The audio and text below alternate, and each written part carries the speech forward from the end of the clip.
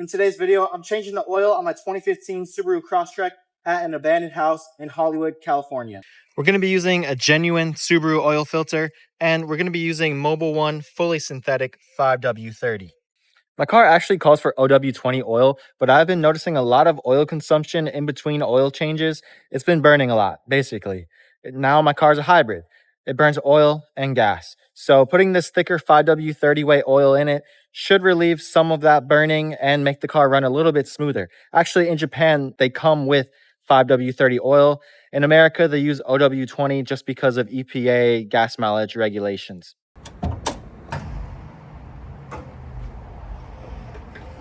So I think the best thing about owning a Subaru is the fact that the oil filter is located right up here on top.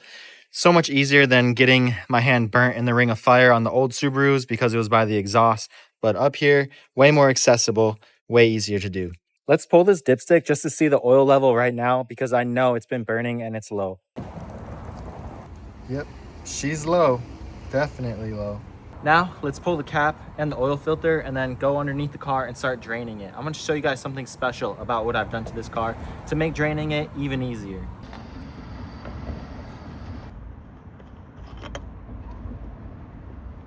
All right, we're underneath the car. I'm showing you guys my Fumoto valve. So basically this replaces the drain plug and it gives you a little valve. So you don't even need any tools. It's just a lever and it spits out the oil. In order to change your oil with the Fumoto valve, you hook up this tube to the Fumoto valve and then you hook this one into a drain pan so the oil has somewhere to go.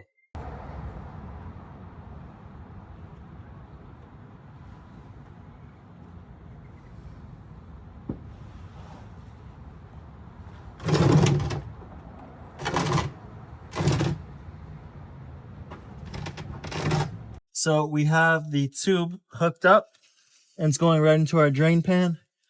And now all we have to do is pull that lever right there and the oil will start flowing out. Boom, just like that, the oil is now flowing. Now we just wait for the oil to completely drain into that pan and then we can close the lever, pull off that hose, put a new oil filter on and fill this thing back up with fresh oil. Let's go ahead and close the lever now that all this oil has flowed into there. And let's go back up top and start filling this thing with oil.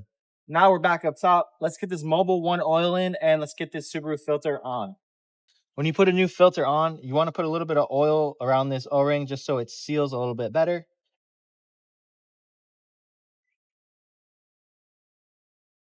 And then just make sure that this is hand tight. 5 quarts of oil are in. That's good to go. We're going to check the level on the dipstick now. Oil level is good. It's just past the top hole, which is perfect. It's exactly what we want to see. Now we just start the car, let the new engine oil circulate, and then we check the dipstick once again.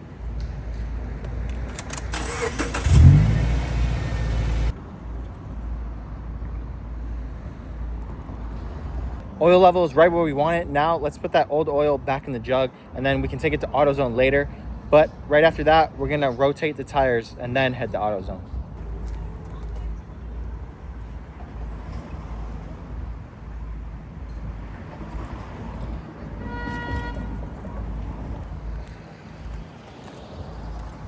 So I actually have a very specific way that I like to rotate my tires because I don't have an actual jack. I just use the jack that comes with the car for the spare, and I throw the spare on as kind of a temporary jack stand.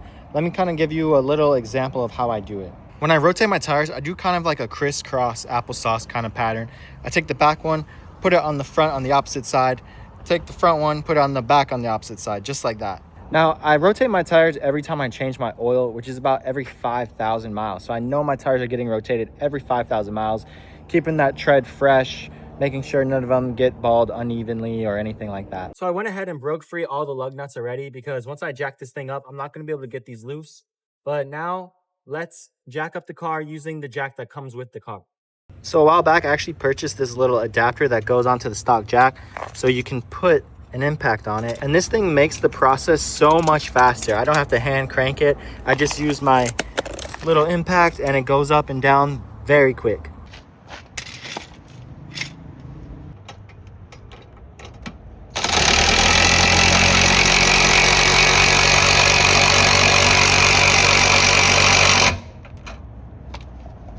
now the wheel can come all the way off.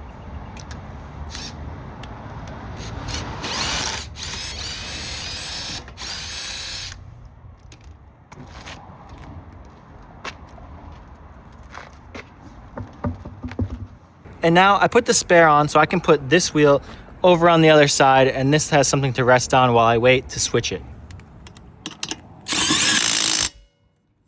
And now let's lower the car back down so we can go to the other side and do the exact same thing.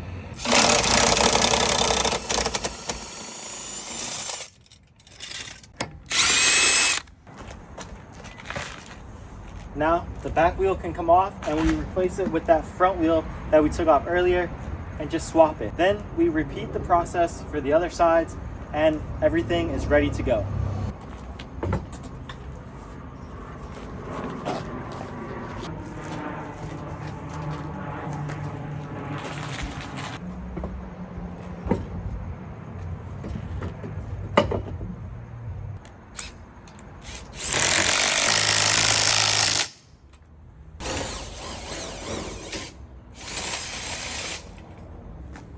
Now that all the wheels have been rotated and the car is back on the ground, we can go ahead and tighten the lug nuts using the lug nut wrench to make sure that these things don't fall off when I'm driving it down the freeway.